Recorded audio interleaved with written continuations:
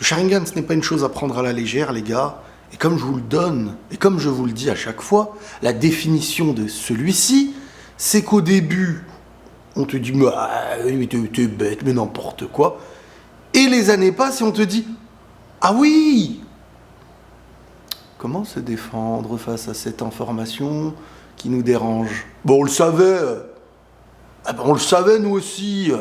C'est ça, la situation du Sharingan.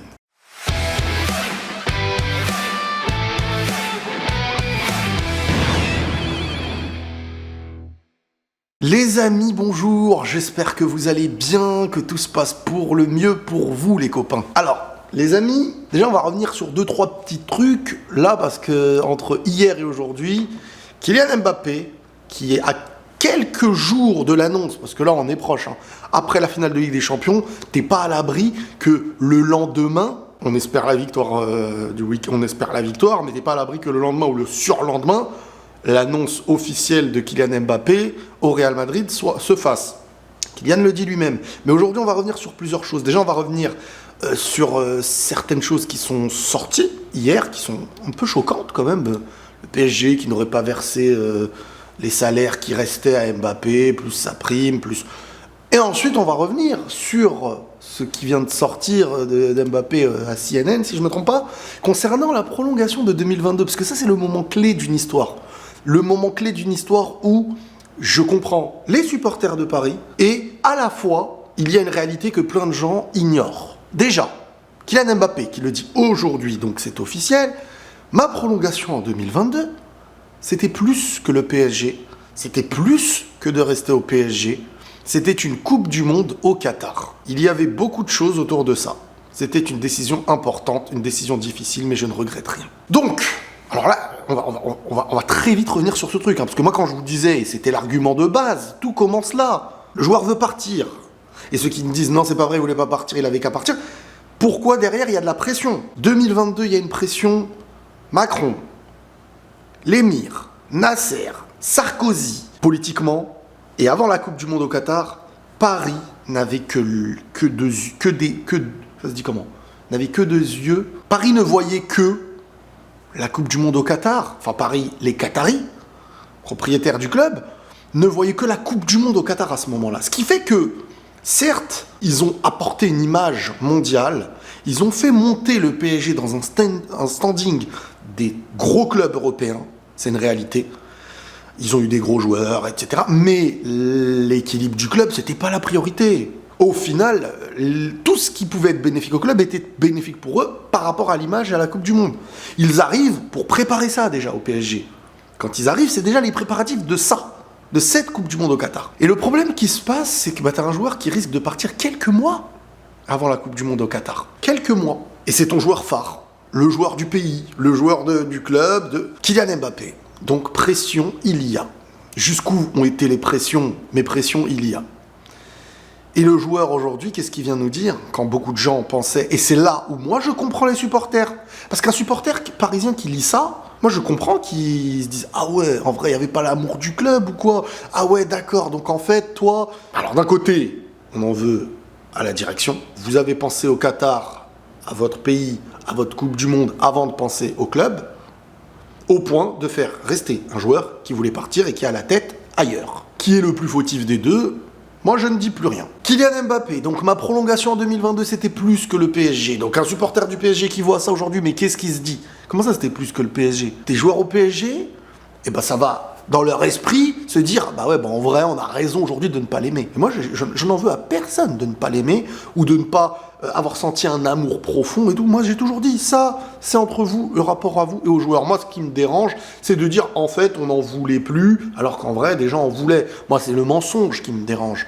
C'est le manque de cohérence. S'il prolonge, c'est le meilleur. S'il prolonge pas et qu'il s'en va, bon, bah, en fait, on l'a jamais aimé. Comme dans un couple où t'aimes une personne avec qui t'es, et si elle reste, bon, bah, tu l'aimes du fond du cœur. Si elle s'en va, tu vas dire, je ne t'ai jamais aimé. Moi, c'est ça qui me dérange, c'est le mensonge. Et quand toi, tu exposes des choses, on te tombe dessus, parce que, bon, voilà, là, le moment fait qu'il faut pas aimer, et tu dois suivre, parce que si tu suis pas, bah, t'es pas le mouton du moment, et si t'es pas le mouton du moment, bah, on va te tabasser, quoi.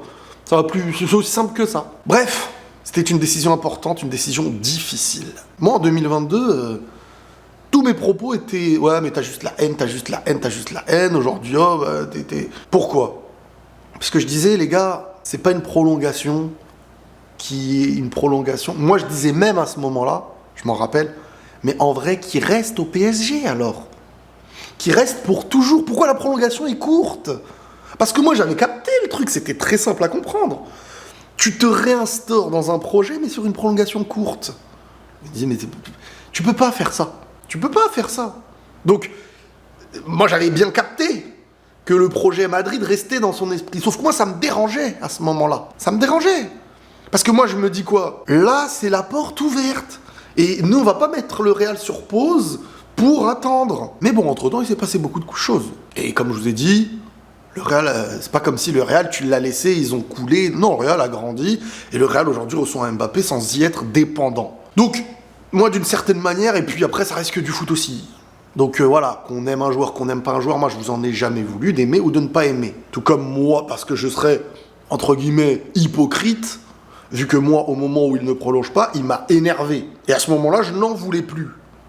Moi, ce que je reproche, c'est de mentir. Si en 2022, j'arrivais et je disais « De toute manière, en vrai, il n'aurait rien apporté au Real. De toute manière, en vrai, on a mieux. De toute manière, en vrai, à ce moment-là, en tout cas, là, je serais un menteur. » Tout comme certains aujourd'hui qui mentent et qui se disent « Non, mais en vrai, il n'a rien fait. Il n'a apporté que des problèmes. Il n'a que. » Pas de nuance, pas d'analyse et c'est du mensonge quand on sait qu'une prolongation aurait été la fête pour beaucoup. Donc déjà, rien que ça pourrait faire une vidéo entière, en vrai. Mais maintenant, les gens comprennent enfin que quand je vous expliquais que 2022 était une histoire à 95% liée à la Coupe du Monde au Qatar et qu'il était impossible et inconcevable que Mbappé parte à ce moment-là, c'est impossible. Quand tu fais venir l'émir, Sarkozy, Nasser, t'as pas les bisounours là, hein. Je veux pas aller plus loin, mais t'as pas les bisounours.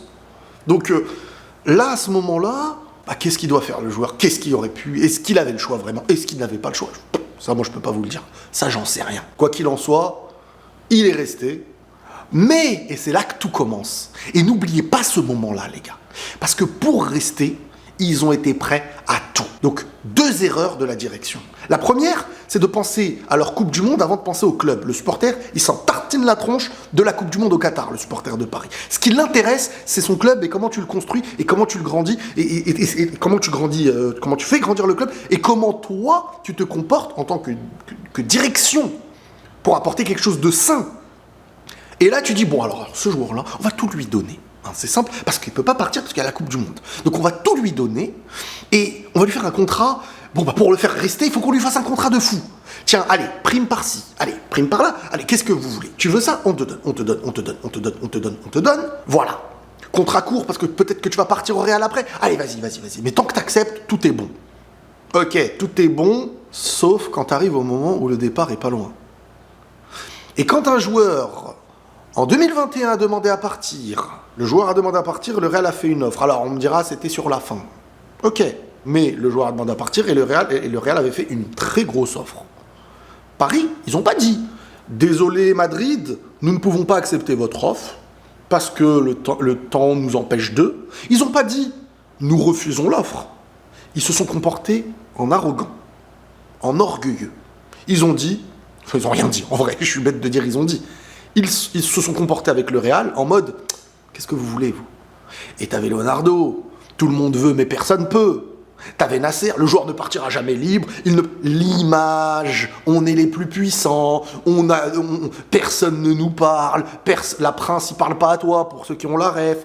Vraiment ce truc de, on est au-dessus de tout et pas... Madrid, quand ils sont venus, ça les a heurtés. Non pas de dire non parce qu'il n'y a pas eu de non. Parce que tout simplement, la lettre de Madrid, l'offre de Madrid est partie à la poubelle, sans leur répondre. Donc Madrid se dit, ça ne se fait pas dans le milieu professionnel.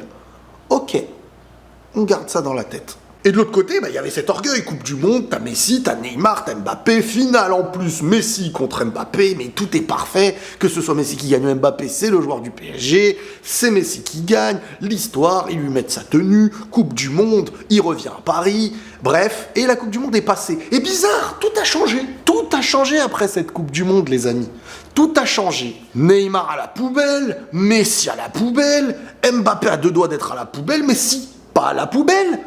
dans le loft, pas en pré-saison, il fait pas le voyage, et vas-y, maintenant tu dois partir à tout prix, c'est comme ça et tout. Bah ouais, mais attends, le contrat que tu m'as fait pour rester, il est pris en compte ou... Non, tu te barres. Ouais, mais attends, tu m'as refusé 2 départs. 2021, impossible. 2022, pression politique et mondiale. Bon, la porte qui s'ouvre face à une direction en qui tu n'as plus confiance, la meilleure porte, c'est de partir libre. Parce que re-signer un engagement avec des gens qui 2 fois de suite, quand t'as voulu partir, t'ont forcé à rester, à un moment donné, moi, je me dis que moi, individuellement, j'aurais pas reprolongé. Et le rapport aux supporters, c'est différent.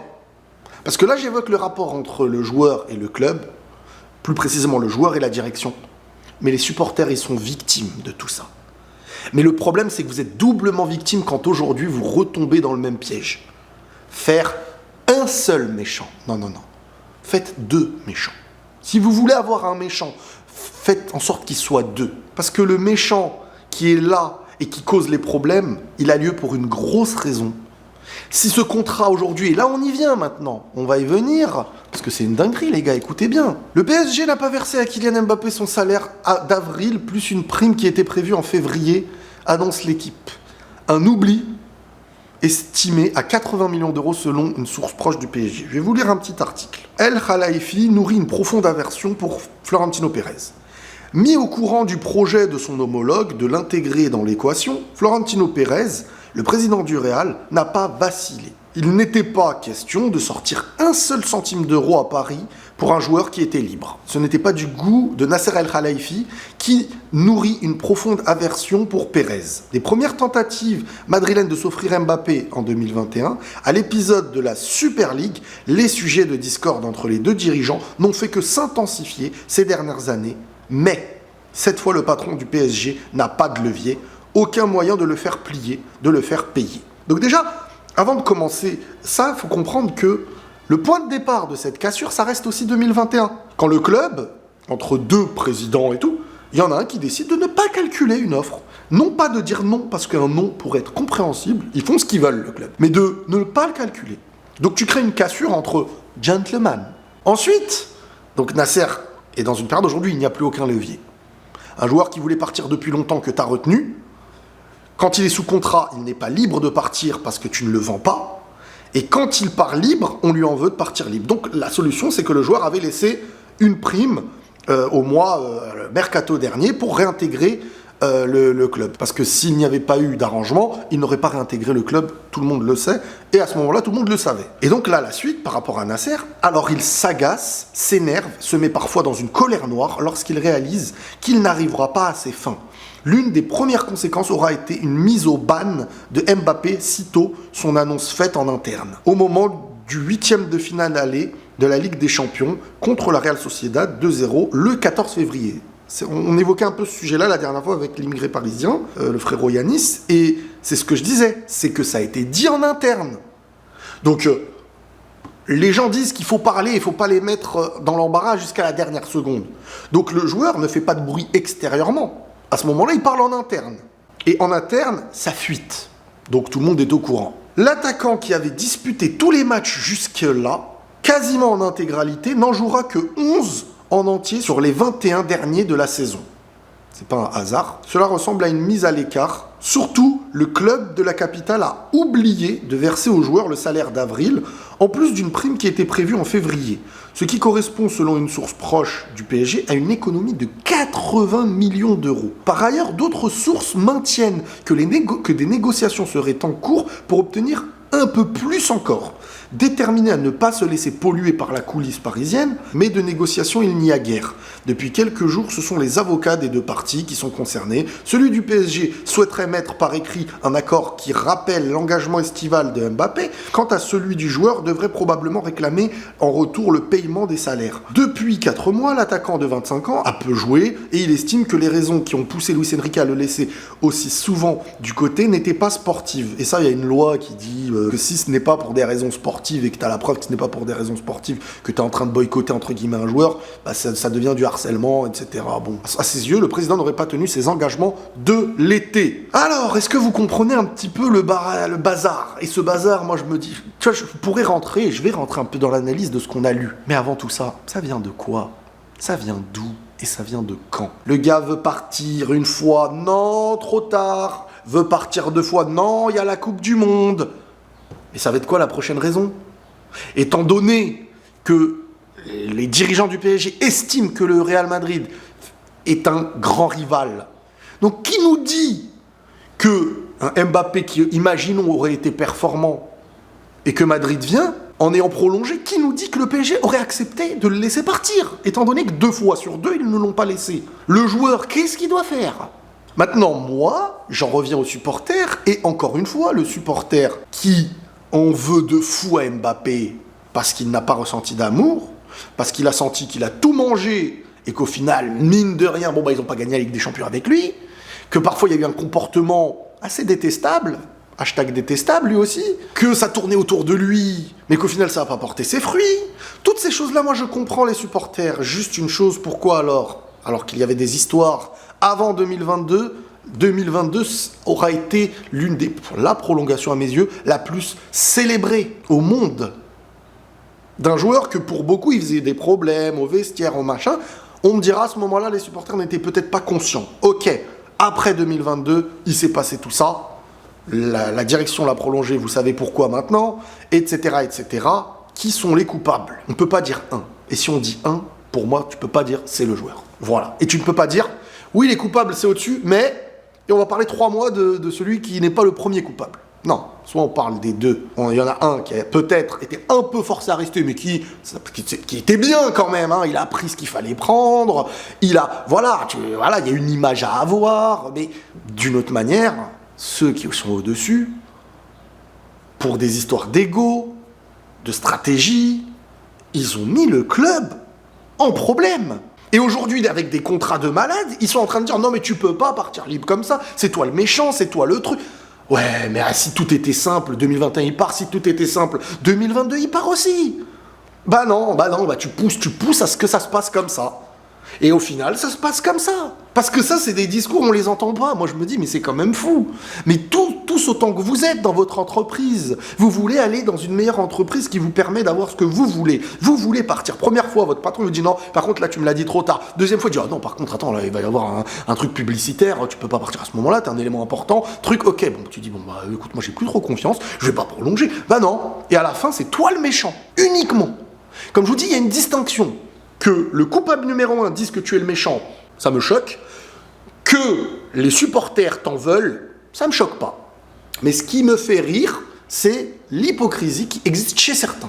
Et le mensonge de « on ne voulait pas qu'il prolonge », nanana. N'oublions pas que dès l'été dernier, le mercato dernier, c'était hier, les seuls qui voulaient qu'il parte, c'est quand il y avait possibilité qu'il parte. À chaque fois que le joueur évoquait une possible prolongation qui a eu lieu, je me rappelle, c'était un dimanche, je ne sais plus, c'était juillet, un dimanche de juillet, et c'est là que le joueur a réintégré l'équipe. Tout le monde, regardez comment il a été accueilli au Parc des Princes quand il marquait et tout. Les gens disaient, ah, regardez, il a dit je reste là et tout. Pourquoi? Vous n'en voulez plus? Certains n'en veulent plus, il a fait trop de problèmes, il est arrogant, il bousille le vestiaire et tout. Comment être autant content de ce moment-là? Moi, c'est ça que je pointe du doigt. On ne peut pas, une saison avant, avoir craché sur Messi, Neymar et... Silence radio sur Mbappé, Messi, Neymar, des chants contre lui, Verratti, des chants contre lui, on va devant chez Neymar et tout. Rien pour Mbappé. Uniquement dans le moment où on sait qu'il part, là on lui fait la misère. Ça, pour moi, c'est un comportement d'un amour frustré. Tellement d'amour pour celui qu'on avait, qui s'en va, on ne peut plus l'aimer, on doit le haïr. Moi, c'est ça le résumé de cette histoire.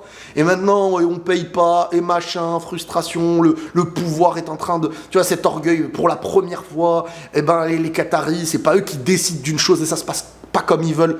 Il va morfler, le Kylian. Hein. Et c'est pas fini. Hein. Je pense qu'il y a des choses qui vont encore arriver. Hein. Et vous me direz pas que je vous l'ai pas dit.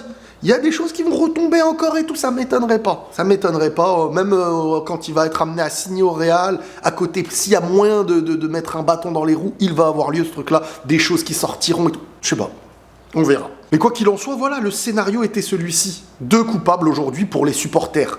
Ils peuvent en avoir 2.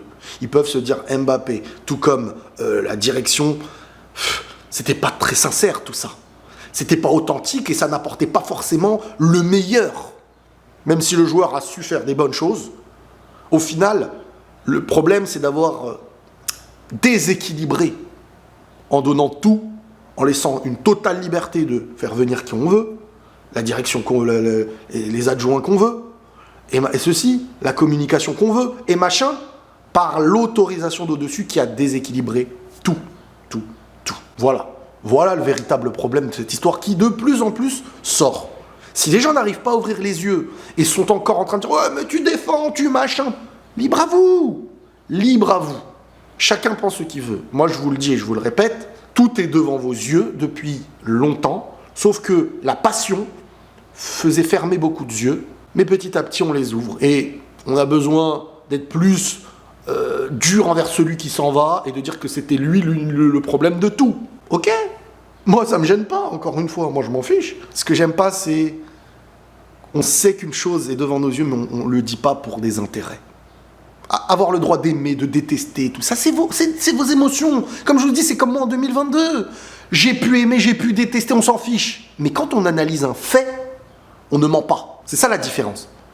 Qu'on veuille qu'un joueur vienne, qu'on veuille pas qu'un joueur parte, qu'on veut... C'est un sujet différent de l'analyse. On ne peut pas dire un Mbappé n'a rien apporté au club, ce qu'il a fait, Zlatan l'a fait, donc ça veut dire qu'il n'a rien apporté. Mais non, Zlatan a été une légende et Mbappé on peut en être une à côté. Avec les facettes sombres. Maintenant, si ces facettes sombres ont existé, pourquoi ? Voilà, il y a des gens qui me disaient « Ouais, mais c'est pas parce qu'au-dessus on te laisse faire. » Non, c'est pas on te laisse faire. C'est on fait en sorte que, quand 2 fois le joueur demande à partir, tu le fais garder, tu lui donnes plus que tout le monde, tu lui laisses la possibilité de ramener, tu lui demandes même de faire ce qu'il veut. C'est pas que tu le laisses faire, parce que si tu ne lui demandes pas, lui il s'en va. Il va pas prendre sans que tu lui ouvres une porte. C'est pas un bébé, il doit être responsable et tout, non. C'est un milieu où un gars voulait partir. Et pour le faire rester, tu lui as promis des choses qui font que quand tu ne lui donnes pas exactement ce que tu lui promets pour lui rester, Lewandowski, des joueurs comme ça, bah tu lui donnes pas, le mec il est en train de péter les plombs. Il dit vous me promettez des choses, ça se passe pas. Mais dans un autre sens aussi, tu peux pas dire... moi je me dis, mais c'est naïf de prolonger quand tu connais aussi la direction. Donc voilà, les torts sont partagés. Les torts sont partagés. Mais le joueur est comme ça parce qu'on lui a permis de l'être. Et vous verrez que le prochain club ne lui permettra pas d'être celui qu'il aura été par le passé à cause de qui vous savez. Voilà, je pense qu'on a fait un petit peu le tour, mais c'est très grave. Franchement, c'est un bazar pas possible et ça ne va pas s'arrêter tout de suite. Les amis, prenez tous soin de vous et la paix sur vous.